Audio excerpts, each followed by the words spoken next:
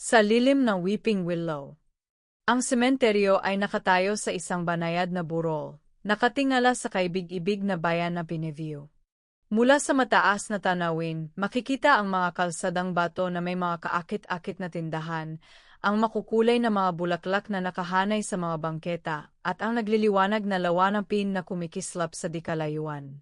Ang hangin ay may halimuyak ng pin at mga sariwang bulaklak, na halos nagiging mapayapa ang sementeryo sa kabila ng layunin nito. Gayon, kung may tumayo sa tulay sa itaas ng sapa at tumingin sa hilaga, makikita ang isang burol ng libing na nagaganap. Isang simpleng grupo na nakasuot ng mga mapurol na kulay ang nakatayo ng may dibisyon habang unti-unting bumababa ang isang kabaong sa lupa. Dapat ba talaga tayong nandito? Hindi naman namin siya kilala, bulong ni Lila sa babae sa tabi niya. Ang mga maitim na kulot ni Lila ay sumasayaw sa paligid ng kanyang mga balikat, bahagyang tumatalbog sa banayad na simoy ng hangin, isang matingkad na kaibahan sa mas maliwanag na disposisyon ng kanyang kasama. Marahil ito ay pagkakataon para makipag-ugnayan, mahinahon na tugon ni Tarin. Si Tarin, na bahagya mas mataas, ay naglalabas na init sa kanyang ginintuang buhok na nakabraiding na maluwag at isang damit na may bulaklak na namumukod tangi sa itim na kasuotan. Sa totoo lang, Lila, pakiramdam ko ay kailangan talagang dumaan dito. Nagtataka si Lila habang pinapanood ang mga nagluluksa. Medyo nakakaabala ito, hindi mo ba inisip? Oh, halika na, okay lang yan. Magbigay lang tayo ng pakikiramay at alis na tayo pagkatapos. Bukod dito, walang makakapansin sa atin. Pinakalma siya ni Tarin, marahang hinahatak ang kamay ni Lila habang kumukuha sila pabalik sa gilid ng pagtitipon. Mas maaga sa araw na iyon. Si Lila ay nakaupo sa isang maliit na mesa sa Oikenleaf Cafe, sinisipsip ang isang artisanal chai latte. Patuloy siyang nakatingin sa orasan, nararamdaman ang nalalapit na nerbiyos sa kanyang tiyan habang ang mga minuto ay dumadaan. 10 minuto nang nahuli. Hindi ito maaring maganda, isip niya. Hindi ito ang unang impresyon na nais kong ipakita. Habang pinaglalaruan niya ang handmade na ceramic mug, nagpasya siyang umorder ng pastry upang makagambala. Nang bigla, bumukas ang pinto ng cafe at pumasok si Tarin. Sa isang nakakahawa ng ngiti, si Tarin ay nakasuot na maliwanag na dilaw na cardigan sa ibabaw ng kanyang damit, kasabay ng mga unihay boots na nagdagdag sa kanyang kakaibang kaakit-akit. Tiningnan niya ang cafe at nang mapansin si Lila, nagningning ang kanyang mga mata habang papalapit siya. Hey! Pasensya na ako sa pagkalit. Natrap ako sa traffic, sabi ni Tarin, masigla ang boses habang niyayakap niya si Lila na mabilis. Walang anuman, walang pinsala, just about to order some food. Ngumiti si Lila pabalik, nararamdaman ang init na dulot ng presensya ni Tarin. Kaya sabihin mo sa akin lahat tungkol sa iyo, chim ni Tarin habang sila ay nagsettle sa pag-usap, nagbabahagi na malilit na bahagi ng kanilang buhay. Inilahad ni Lila na ginugol niya ang kanyang pagkabata sa Pineview ngunit lumipat siya sa Seattle para sa kolehiyo. Si Tarin ay nagsalita tungkol sa kanyang pag-alaga sa isang malawak na suburb, ang kanyang mga pangarap na maging artist, at kung paano siya nagbalik sa Pineview upang magsimula muli. Habang tinatalakay nila ang kanilang mga hangarin, ang pahiwatig na pakilos ni Tarin ay nahihikayat ang pansin ni Lila, na nilalapit siya ng mas malalim sa bawat kwento. Nang ibinulgar ni Tarin ang kanyang pagmamahal sa mga biglaang pakikipagsapalaran, hindi napigil ni Lila ang kanyang ngiti. Namumuhay ako sa pagsubok na hindi alam, tulad ng pagpili ng mga ad para sa tulong na kinakailangan mula sa pahayagan, mapagpasikat na deklarasyon ni Tarin. Yumuko asay Lila, interesado. Talaga bang may mga tao pa ring gumagawa niyan? Siyempre. Para itong treasure hunt. Hindi mo alam kung ano ang iyong mahahanap, insisted ni Tarin. O si Je, ano ang susunod sa iyong treasure hunt? Tanong ni Lila na tila nagbibiro. Tumalon si Tarin, ang kanyang mga mata ay kumikislap sa kasiyahan. May isang pahayagan. Tara na, naghihintay ang pakikipagsapalaan. Nang matagpuan nila ang stand, ang mga daliri ni Tarin ay sumasayaw sa ilang mga pahina, sa wakas ay tumigil sa isang ad na nakatawag pansin sa kanya. Help wanted. Kailangan ng kapanalig. para sa isang hindi malilimutang party ng SA. Tumawag sa 555-128. Kislap ang mga mata ni Taring. Lila, tara na. Ano ang mas kapanap-panabik parito? Hindi napigilan ni Lila ang pagtawa. Mayroon kang ligaya na imahinasyon. Isipin mo ang mga kwentong maaari naming marinig. Taran insisted. Dagdag pa, tiyak na magiging masayang hapon. Sa isang ibinahaging pag-usisa, sumakay sila sa maliit na asol na hatchback ni Tarin at nagmaneho pop north patungo sa nakasad na address. Talaga bang magandang ideya ito? Tanong ni Lila habang nagpark sila sa labas na isang kaakit-akit na cottage na napapalibutan ng mga namumulaklak na ligaw na bulaklak.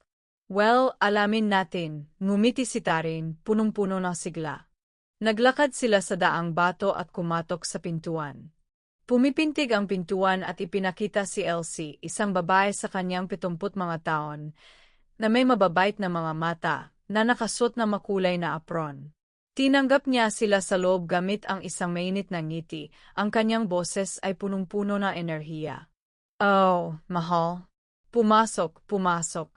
Inasahan kong magkaroon na masayang kasama para sa aking tea party. Sigaw ni Elsie, pinapapasok sila sa kanyang mahangin na parlor na pinalamutsyan ng mga les doilies at mga tipot na pininturahan sa kamay. Habang nakikipag-usap, nagulat si Lila sa pagiging comfortable. Kinasusuklaman ni Elsie ang mga kwento ng kanyang kabataan, mga kwento ng pag-ibig, at ang kanyang mga paglalakbay sa buong mundo. Bawat kwento ay masaya sa nauna. Lumipas ang oras, at ang hapon ay lumisan sa mga tasa na mabangong Earl Grey at banayad na pastries. Nang lumubog ang araw, nagbago ang anyo ni Elsie. Naalala ko ang isang tao, sabi niya, nakatingin kay Tarin. Aking kapareha, na labis kong iniibig. Marami kaming mga pakikipagsapalaran. Nagpalitan si Tarin at Lila ng mga sulyap na apektado ng damdamin sa boses ni Elsie. Nasabi kayo na sa inyo ang tea party na inorganisa kayo para sa kanya sa Harden? Ito ay kay ganda. Ang pananabik sa boses ni Elsie ay humihila kay Lila at Tarin sa isang saglit na pagsasamang pagninilay at pakikipagkaibigan. Isang bagay na hindi nila inaasahan mula sa pakikipagsapalaran na ito. Nang umalis sila, halos ganap nang naglaho ang araw, bumubuhos ng orange na liwanag sa lambak.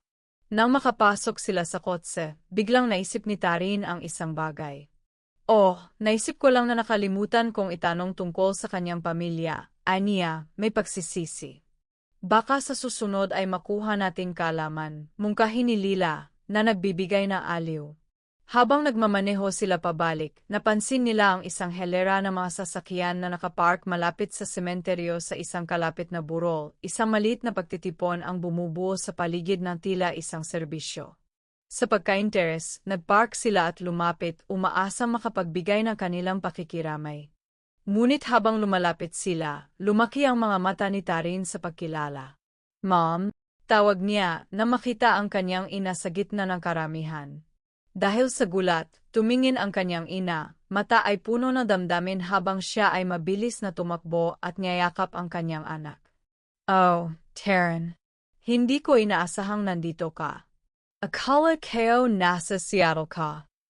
Pwede kong sabihin ang parehong bagay sa iyo. Kaninong libing ito? Tanong ni Tarin, tinitingnan ang mga nagluluksa. Para ito sa iyong tita Clara, ibinulgar ng kanyang ina. May kasamang lungkot sa kanyang boses. Siya ay isang kamangha-manghang babae. Hindi ko alam na ang pag-alala ay ngayon, kakabigay ko lang nito lamang. Dahil dito, naramdaman ni Lila at Tarin ang alon na damdamin habang ang layunin ng kanilang araw ay nagbago sa hindi inaasahan. Sumali sila sa seremonya, nagbabahagi ng mga kwento kasama ang pamilya ni Tarin, natagpuan ang paraan upang kumonekta kahit sa pamamagitan ng pagkawala. Pagkatapos, nagpahanap ng direksyon si Lila at Tarin kay Elsie at nagpunta pabalik sa kanyang tahanan. Kinabukasan, nasa komportableng espasyo ng cottage ni Elsie, umiinom si Lila at Tarin ng tsaa habang nagsasalaysay tungkol sa libing at lahat ng nangyari pagkatapos. Natutunan nilang tungkol sa buhay ng tita Clara, ang kanyang mga paglalakbay, at ang pag-ibig na ibinahagi niya kasama ang kanyang kapareha, isang buhay na puno ng mga karanasan katulad ng kay Elsie. Si Elsie, na ngumingiti na malapad, ay naglabas ng isang photo album na sabik na ipinapakita ang mga sandali ng buhay ng kanyang yumaong kasama na nakaugnay sa buhay ni Clara. Nang malaman ang koneksyon sa pagitan nila, si Taryn ay nakaramdam ng pagdami ng pag-aari. Maaaring hindi predictable ang buhay, positibo ang kanyang pagninilay, pero doon nagaganap ang lahat na mahika. Lila ay mahigpit na ngumiti, sabay na hinahawakan si Taryn. At habang tayo ay tumatahak, natutuklasan natin ang pamilya sa mga di inaasahang lugar. Ang araw na ito ay naging spark ng isang bagay na maganda, isang mayamang tapiserya ng pagkakaibigan, tawanan, at pag-ibig. Kapag ang mga buwan ay lumipas, madalas bumalik sina Taryn at Lila kay Elsie, nagbabahagi ng mga pakikipagsapalaran, pinapalalim ang isang malalim na koneksyon na nagdiriwang ng kaligayahan na walang kondisyon na pag-ibig. Habang sila ay nagugat sa buhay na isa't isa, natagpuan nina Lila at Taryn na sila ay malalim na magkasama, niyayakap ang kanilang mga kwento at pamilya, na alam nilang kanilang nilikha ang isang nakakabilib, isang buhay na ibinabahagi sa pagkakaibigan, pag-ibig, at pakikipagsapalaran sa ilalim ng lilim na willow sa hardin ni Elsie. Habang ang mga season ay nagbabago sa Pineview, gayon din ang relasyon sa pagitan nina Lila, Taryn, at Elsie. Ang kanilang mga pagbisita ay naging isang mahalagang gawi. Ang bawat linggo ay brunch sa cottage, pinagsasama ang tawanan sa isang pagsasama ng mga kwento mula sa nakaraan at kasalukuyan. Ang tatlong ito ay lalong naging malapit habang sila ay sumasaliksik sa mga buhay ng isa't isa. Si Lila ay may isang artistikong kaluluwa, na ipininta ang mundo sa mga maliwanag na kulay, habang ang adventurous na espiritu ni Taryn ay madalas nagdadala sa kanila sa mga hindi inaasahang paglalakbay. Nag-explore ng lahat ng inaalok ng Pineview. Sa isang malamig na taglagas na araw, dumating si Taryn sa tahanan ni Elsie na may isang plano. May idea ako. Masiglang anunsyo habang siya ay nagmamadali papasok. Gawin nating isang pagdiriwang ng komunidad upang ipagdiwang si Clara at ang kanyang pamana. Maaari tayong magbahagi ng mga kwento, musika at sining. Parang magiging isang festival na pag-alala. Ang mga mata ni Lila ay kumikislap sa interes. Mukhang perpekto iyan. Siguradong magugustuhan iyon ni Clara. Siguradong. Ispread natin ang salita. Sumanggayon si Elsie, may nagniningning na pag-usisa sa kanyang mga mata. Si Clara ang palaging nagbibigay ng buhay sa partido. Siya ay may pambihirang talento sa pagdadala ng mga tao ng sama-sama. Nagmamadali ang tatlo sa pagsasaayos ng kaganapan. Sila ay nakipag-ugnayan sa mga lokal na musikero, artista, at manunula, nag-ipon na magagandang talento na gustong sumali. Pinalamutian nila ang hardin ni Elsie ng mga nakakasilaw na ilaw at mga makulay na banner, pinalitan ang espasyo sa isang mahiwagang lugar na puno ng tawanan, awit, at pag-ibig. Habang ang araw ng pag-gathering ay papalapit, si Lila ay nalulumbay sa kanyang mga pag-isip. Nagpasya siyang gumuhit ng isang mural bilang parangal kay Clara, isang bagay na hindi lamang sumasalamin sa kanyang buhay kundi pati na rin sa mga buhay ng mga nagmahal sa kanya. Sa umaga ng kaganapan, nag-set up siya ng isel sa hardin, na may dalang mga pintura, brush, at ang kanyang puso ay punong-puno ng inspirasyon. Tinutulungan ni Taryn si Lila sa pagkumpulan ng mga bulaklak at dekorasyon, ngunit nakita ni Lila na tila abala ang isip ng kanyang kasama sa mga ideya. Anong nangyayari? Mahinahon na tanong ni Lila habang ito ay bumubulusok sa kanyang mural, isang makulay na universo puno ng mga bituin, kulay, at mga silweta ng mga taong nagkahawakan ng kamay, sumasagisag sa koneksyon at mahigit sa kasiyahan. Naisip ko lang kung gaano nakakaapekto ang espiritu ni Clara sa ating mga buhay, lalo na sa kung gaano ko siya gustong makilala. Gusto kong mahuli iyon sa kaganapan. Makinis na pahayag ni Taryn, ang kanyang mga mata ay bintana ng damdamin. Gusto kong ibahagi ng lahat ang kanilang mga alalahanin upang maramdaman nilang bahagi sila ng komunidad na kanyang nilikha. Nikki nodded. Gumawa tayo ng isang kwentuhan kung saan pwede siyang mag-altar ng kanilang mga alalahanin at pwedeng ma-record natin sila. Maaari rin sila mag-iwan na mensahe o magkaroon ng pagkakataon upang sabihin ang kanilang kwento sa boses.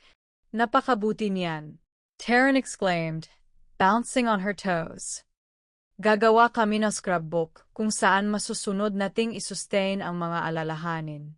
Si Elsie, na nakamasid sa dalawa, ay nakadarama ng pagkapuno sa kanyang puso.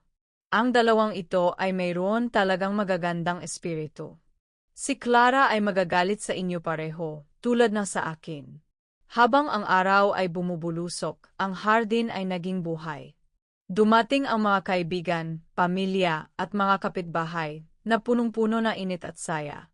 Ang mural ni Lila ang sentro ng okasyon, buhay, na humahatak sa lahat sa mga tunog na musika sa hangin.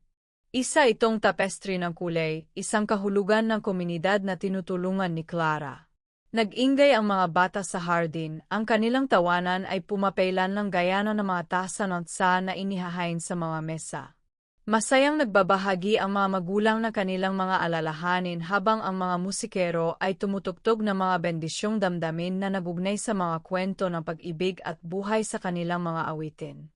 Mientras el sol se oculta, Tarín y Lila suben al micrófono. La multitud se queda en silencio, y Tarín empieza a hablar, su voz abierta y llena de calor. Gracias a todos por estar aquí hoy para celebrar el legado de la tía Clara. Era una mujer que amaba apasionadamente y vivió plenamente, y nos enseñó que cada historia de vida tiene belleza. Les invitamos a compartir sus recuerdos, reír, llorar y crear un momento que honra su espíritu. Uno por uno, la gente se acerca para compartir sus historias y recuerdos sobre Clara, cómo les enseñó a bailar, cómo su risa iluminaba cualquier habitación, cómo su espíritu era contagioso, encendiendo la pasión y la maravilla en todos ellos. Lila alienta a las contribuciones a un libro de recuerdos que han preparado en un rincón acogedor adornado con luces de hadas, donde los invitados pueden escribir sus recuerdos favoritos o dibujar sus momentos favoritos con Clara. A medida que la noche avanza, Tarín nota que Lila está de pie frente a la mural, su expresión pensativa. Se acerca a ella, envolviendo sus brazos alrededor de la cintura de Lila y descansando su barbilla en su hombro. ¿Qué está pasando en esa hermosa cabeza tuya? Simplemente no puedo creer que hayamos llegado tan lejos. Todo esto, ¿qué diferencia podemos hacer cuando nos juntamos? Lila responde suavemente, mirando las caras iluminadas a su alrededor, cada una llevando consigo una pieza del espíritu de Clara. Absolutamente. Tarín sonríe, sintiendo su corazón llenarse de orgullo. Y seguimos construyendo sobre esto. Se lo debemos a Clara, compartir su luz con el mundo. En ese momento, Elsie aparece con una bandeja de galletas, una sonrisa nostálgica en su rostro. Ustedes han superado las expectativas. Clara estaría muy orgullosa de la comunidad que han creado. Gracias, Elsie, dice Lila, retrocediendo para enfrentarla. Esto no sería posible sin ti. Pasaron el resto de la velada en compañerismo alegre, riendo y bailando. La reunión se desarrolló como una inesperada realidad, una celebración de amor que trascendía la pérdida. Más tarde, Tarín cortó a Lila un momento separado de la multitud. El aire era fresco, iluminado por la suave luz de las linternas esparcidas por el jardín. Lila, he estado pensando. Lila se encontró en sus ojos, su corazón se apresuró. ¿Sobre qué? Tarín respiró hondo, su expresión seria pero esperanzada. Sobre nosotras, sobre lo que hemos construido juntas, y cuánto me encantaría seguir creciendo en este amor que tenemos. Me inspiras todos los días, y quiero que estés a mi lado no solo para aventuras, sino para el largo plazo. Una oleada de emoción recorrió a Lila, y sintió el peso del momento. Yo también he sentido lo mismo, Tarín.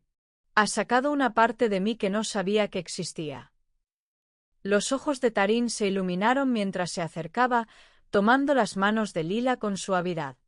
No iba a decir esto esta noche, pero no puedo evitarlo. Quiero ser tuya, en todos los sentidos de la palabra. Con lágrimas brillando en sus ojos, Lila respondió, y yo quiero ser tuya también, Tarín. Con esa afirmación, se abrazaron, compartiendo un beso que selló sus nuevas promesas de amor bajo un cielo estrellado, un hermoso comienzo y una promesa de interminables aventuras. A medida que la noche se iba volviendo tranquila y los invitados comenzaban a marcharse, Lila y Tarín se quedaron juntas, observando cómo el sol se sumía en el horizonte. Podían escuchar risas desvaneciéndose en la distancia, y ambas sentían una profunda sensación de paz. Esto es solo el comienzo, ¿verdad? Dijo Tarín suavemente, apoyándose en Lila. Realmente lo es, Lila coincidió, su corazón lleno. Juntas, haremos más recuerdos, así como Clara habría querido. Mientras dos estrellas brillaban intensamente en el cielo, Lila y Tarín sabían que estaban listas para cada aventura que la vida les ofrecería, mano a mano, compartiendo la alegría del amor, la risa y la increíble travesía que se desplegaría ante ellas. A medida que la primavera se acercaba, el par encontró a sí mismo más ocupado que nunca, cultivando su floreciente relación en medio de planes de jardín y compromisos con familia y amigos. El mural de Lila en el parque finalmente se había programado para su inauguración y el negocio artístico de Tarín estaba ganando impulso. La armonía que habían creado impulsó su creatividad, pero, de igual manera, fue el apoyo que encontraron el uno en el otro lo que realmente hizo la diferencia.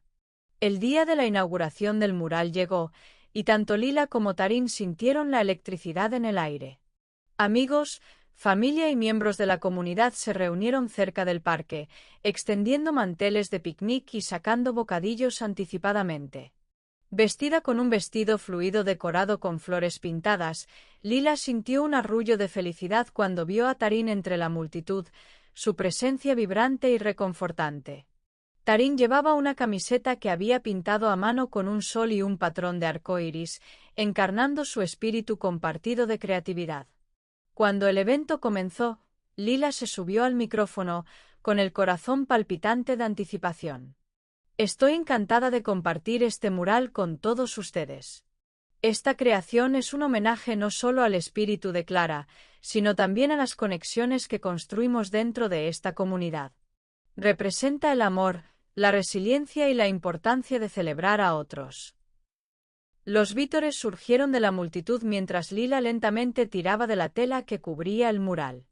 Suspiros de asombro llenaron el aire, y Lila fue recibida con una oleada de calidez de amigos y extraños por igual. Su mural representaba una hermosa composición de color, personas que se unían, un sol brillante ardiendo, y elementos de la naturaleza entrelazándose, simbolizando la vida, el amor y la unidad. Tarín atrapó la mirada de Lila, una sonrisa de orgullo iluminando su rostro. «Lo hiciste de nuevo», susurró mientras Lila bajaba del podio, rodeada de buenos deseos.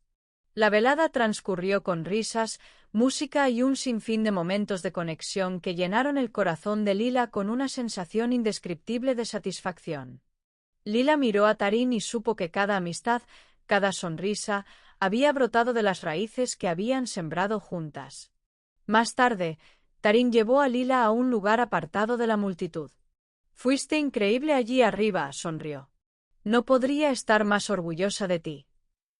Lila sonrojó y se pasó una mano por el cabello. «No podría haberlo hecho sin tu apoyo», confesó, sintiendo una oleada de gratitud. «Creías en mí incluso cuando yo no lo hacía». El sol comenzó a ponerse en el horizonte y se abrazaron, su amor brillando intensamente. Indicando que, a cada paso que daban juntos, el amor que estaban cultivando se hacía más tangente. «Este es solo el comienzo, ¿verdad?», preguntó Tarín, en voz suave. «Sin duda», asintió Lila. «Pasaremos las estaciones juntos, a medida que sigamos floreciendo». Como temporada, ang bayan ay nagumapaw sa kaakit-akit na kabataan at ligaya sa bawat pagkilos ng kanilang paligid. Ang Craig na pagdiriwang ay puno ng pagmamahal at ilaw, handog na pagmamahalan at malasakit sa mga makabuluhang rooted imaginations na lumalampas sa mga hangganan ng bawat tao. Ngunit higit sa lahat, tuloy-tuloy ang kanilang partnership sa paglikha, ang kanilang seasonal capstone visits sa bawat hakbang sa kanilang kalsada. At ang bayang iyon, ang kanyang kinakaibigan at ang kanyang ka-vebs kasama ang mga natatakot na nilalang mula sa paligid upang maging eksperimento ng sining at kamangha-manghang pandinig. Nang bumalik ang kawalang katotohanan sa kanilang ayon, hihilakbot sila, natapos ang lahat sa piling ni Clara. Gayong nagbigay liwanag sa kanilang pagdiriwang, sabay-sabay silang tinawagan papuntang epekto ng kanilang mga pangarap. Ngunit sa kabila ng lahat ng ito, nakilala nilang muli, parehong nakasimangot, nagbabalik sa liwanag na hindi malalaon. Ang higit pang pagmamahal at pagkakaibigan ay nagsusulong sa kanila. Itong magkasalik-salik ay kalakran ang nakaliligaya na naglalakbay pabalik sa kanilang mga ugat. Wakas.